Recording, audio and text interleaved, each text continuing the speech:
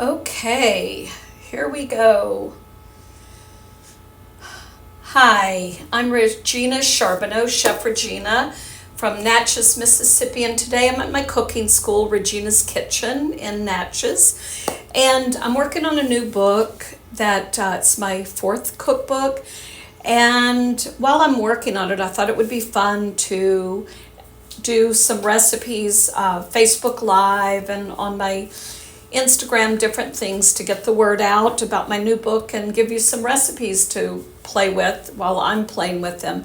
But some of them are old, tried and true recipes, and one, I love a good Caesar salad. And sadly, restaurants through the years have ruined the Caesar for me because it's become very mayonnaisey and they take out the anchovies. And if you don't like anchovies, just email me or send me a message and I will send you a recipe for any other kind of salad dressing. But if you take the anchovies away from a Caesar, you lose everything because it's the umami.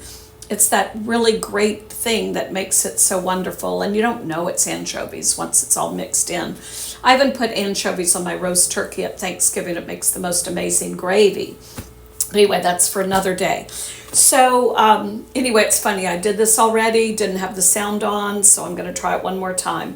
But I always roast my garlic. And what I'll do, if you go to reginaskitchen.com, I will have a recipe for this. And as I do these, I'll post the recipe. So we want some garlic and about 3 cloves. And I roast it in the oven for a few minutes to make it soft. So I put the garlic in and I smash it with a fork. And I get that flavor all around the bowl, that nice garlic flavor. And then the key ingredient, I'm going to put in a few anchovies. So my ratio is 1 anchovy per 1 clove of garlic. So we have 3, so 1, 2, 3. And I try to make a little paste out of this. You can use the fork, but the back of a spoon works well. So I'm going to do that. Anyway, it's fun working on a new book, and it's really taken a lot of my experiences. And so and I'm creating menus for different periods of my life that I actually prepared at restaurants or for different people visiting me in San Francisco or in, here in Natchez. So I'm going to do a little paste. So I have the anchovy and the garlic, and then we're going to add the Dijon mustard. And I use about 1.5 tablespoons per the 3 and 3. So mustard is a key ingredient. Some Worcestershire sauce, again, it's the equal amounts. I'm just kind of work on this paste. Do you see? Just get it nice and smooth and where you don't really get a chunk of anything. You want a nice paste. And you can take a spoon and chop the anchovy if it's not cooperating. We used to do these tableside at Regina's at the Regis, and I loved it. It was like Bananas Foster. The minute somebody saw one being made tableside, then everybody wanted them. And I think Ronnie, my maitre d', and myself and Angela probably had the corner on the market on these. Angela was great at this, and so was Ronnie, and it became something that people loved to have after the theater at the restaurant late night. And that's when I started adding fried shrimp to my Caesar salad, which became a signature dish. So I have my paste. Now I'll add red wine vinegar and lemon juice. And actually, we're going to squeeze some more lemon on there. Nice tart lemon. Get rid of the seeds. There's a seed that dropped in there. There we go. All right, so I'm going to stir this. Now, a key ingredient is an egg. Now, coddled eggs are pasteurized now, so you do want to get pasteurized eggs and not put like a raw unpasteurized farmer's market egg in this.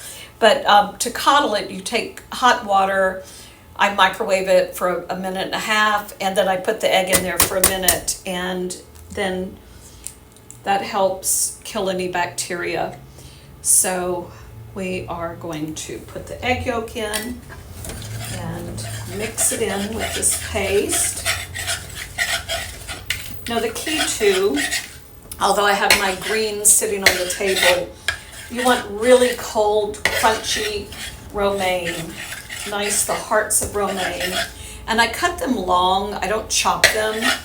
I cut them lengthwise, and it makes a prettier presentation. And you should eat the fork with the salad with a fork and a knife, and cut it instead of having them all diced up like in not the best restaurants in the world. All right, so I will start whisking in my olive oil, a little bit at a time. And that's how you make your creamy. You want to emulsify it. That's about right. And again, I have the complete recipe that I'll give you with exact portions. Now the other thing I do is I take half of my Parmesan cheese and I add it to my dressing to even make it better. And all of that will really distribute and touch, get on the leaves more evenly than trying to add it at the end. So all the good ingredients have that beautiful dressing. And now we're going to take these pretty crisp leaves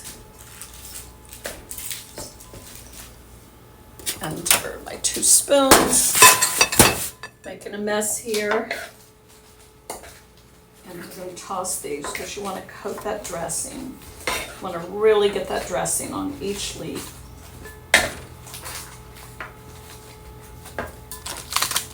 Do half and then the other half. I don't remember that we used our hands at the restaurant. We used tongs, but I set up in a hurry today. So anyway, just take it, and actually if I had tongs it would probably be a little easier, but the spoons work just fine. So if you notice, I'm just rotating this to make sure each leaf is nice and coated. So anyway, I'll be doing more of these, and I'm glad you joined me today. And I will show you how we put this, well, how about on a plate? Nice plate, push over here.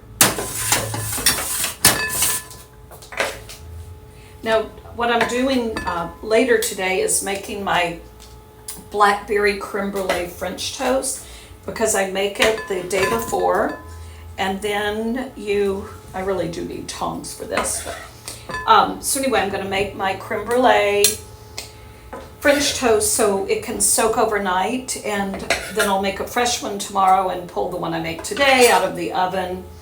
And you can see, it's a great dish for weekend brunch, and the blackberry creme brulee makes it. A lot of people do the creme brulee French toast, but I one-upped it by adding blackberries, and it makes a difference. Now the other thing I would do is maybe take these croutons, put a little more of that sauce on there,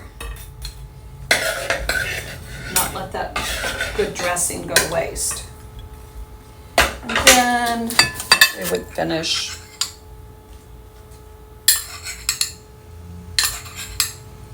So I have 2 cameras, and I can make this a little more polished, but today we're just keeping it simple and messy. But here's a good Caesar salad, and hopefully I'll get a little more adept at this as I go. Glad you joined me, sending biscuit love. And if I can get this off my fingers, I'll hit end, and I will see you again. Bye. End.